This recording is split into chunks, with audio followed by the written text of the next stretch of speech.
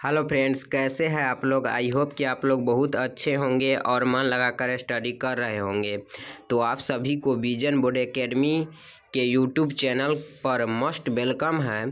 तो आज मैं आप सभी को एक मोस्ट इम्पोर्टेंट क्वेश्चन बताने वाला हूं जो कि संस्कृत का है। ठीक है, चलिए इससे पहले आप लोग चैनल पर नए होंगे तो चैनल को सब्सक्राइब कर दीजिएगा। ठीक है, चलिए क्वेश्चन क्या है कि नदी और विद्वान में क्या समानता है। मतलब जो नदी है इसका मतलब आप लोग समझिए, नदी और विद्वान में क्या है, उसमें समानता क्या है। मतलब ये नदी और विद्वान दोनों में क्या समानता है उसको बताना है। ठीक है, कि दोनों में समानता क्या है। ठीक है, कब पूछ ले है 2020 में यह क्वेश्चन, प्रथम पाली में यह क्वेश्चन पूछा गया है। ठीक है, 2020 के प्रथम पाली में यह क्वेश्चन पूछा गया है।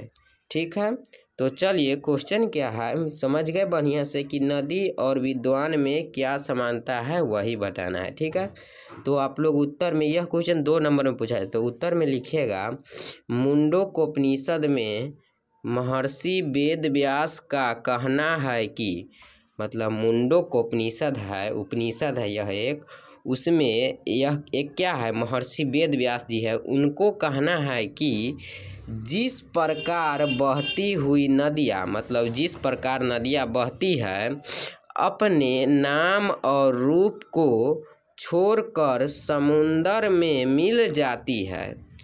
मतलब जिस प्रकार बहती हुई नदियाँ क्या होती है, अपने नामों के आरूपों को छोड़कर क्या हो जाती है, समुंदर में मिल जाती है।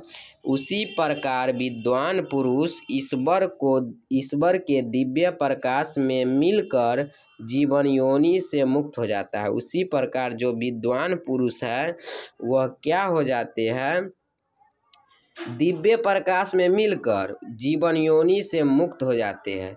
तो आप लोग लिखिएगा कि मुंडकोपनिषद में महर्षि वेद व्यास का कहना है कि जिस प्रकार बहती हुई नदियाँ अपने नाम और रूप को छोड़कर समुंदर में मिल जाती है, उसी प्रकार विद्वान पुरुष ईश्वर के दिव्य प्रकाश में मिलकर जीवन योनि से मुक्त हो जाता है।